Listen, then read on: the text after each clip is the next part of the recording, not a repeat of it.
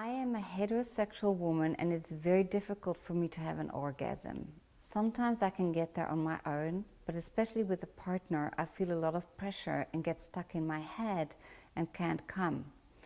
I have a boyfriend now, and when we first started having sex, I faked orgasms with him. He really wanted me to experience pleasure, and so I faked it to make him feel good and to take the pressure off.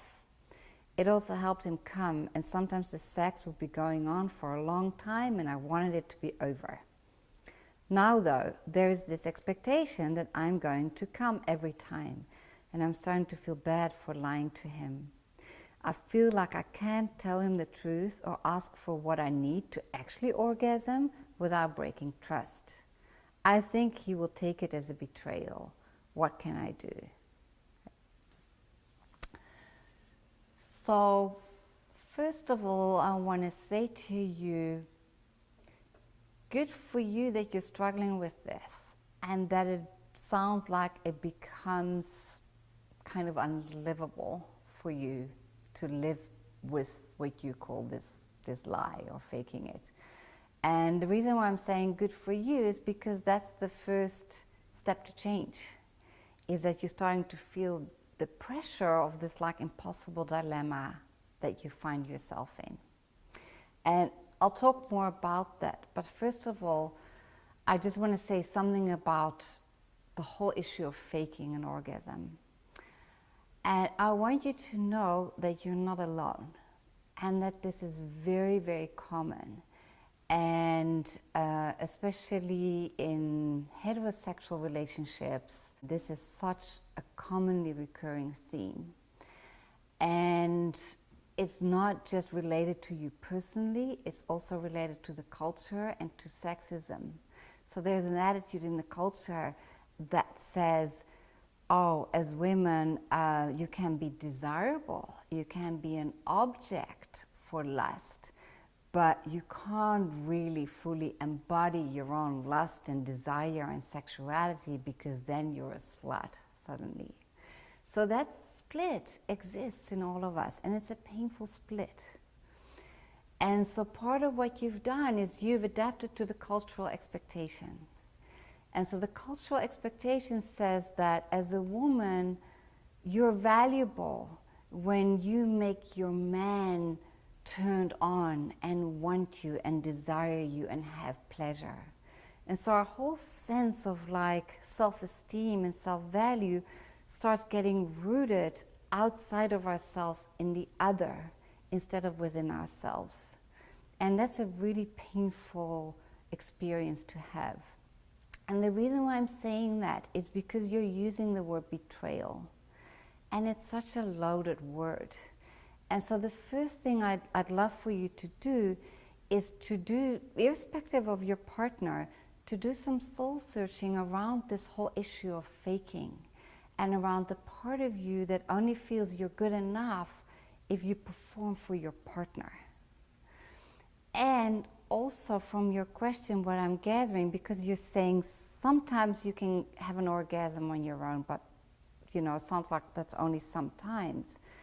So there may also be a process for you around connecting more deeply with your own sexuality, getting to know your own body even more, and how to pleasure yourself, and to find out what's getting in the way. And there may be old belief systems that are getting in the way. It may be you needing to get to know your body on a deeper level. It may be a deeper process of giving yourself permission that you are allowed to enjoy your sexuality for yourself. So I think there's a process there, and I would recommend getting some help with that part. And I think that's the place to start, so you can start developing compassion for this whole process that you're going through and the pain of feeling like you have to fake it. And I think when you have more compassion for yourself, the conversation with your boyfriend will become easier and deeper.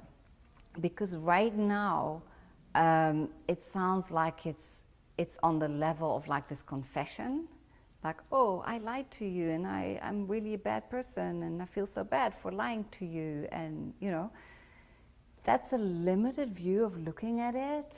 You are trapped in a much bigger issue that I just explained that is bigger than just you. Okay, so first of all, I just want you to really get that. What's so painful about this is you're not actually getting sexual pleasure, or at least limited, because you're under this pressure of like performing for your boyfriend, and should I fake, should I not fake, all of this is going on. So actually you're not really free to really receive and feel the pleasure of sex and to really give it from your heart and from your desire. So the good news is there's a whole world of pleasure and intimacy out there that is still waiting for you to be discovered. And then let's talk about the dilemma you're in. So right now you're caught between either you're going to continue to fake orgasms and you're going to continue to feel horrible about that, and that's going to build up. And that's going to cause you a lot of anxiety and agony.